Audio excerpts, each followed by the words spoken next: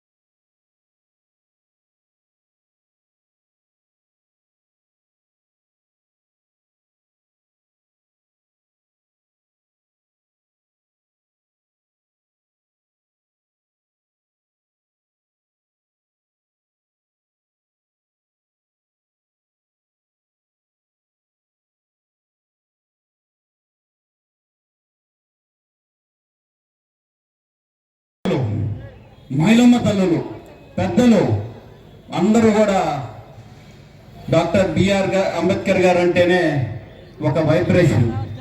ఆయన పేరు చెప్పగానే మీ అందరికి కూడా ఒక చిన్న విషయం గుర్తు చేయాలి. ఏప్రిల్ 14 నుండి అందరూ కూడా ఒక పండుగ వాతావరణంతో అందరూ కూడా ఇక్కడ రావడం జరుగుతూ ఉంది. ప్రతి ఒక్కరు కూడా ఇక్కడ ఇదే ప్రదేశంలో పూలు దండలేసుకొని వెళ్తా ఉన్నాం.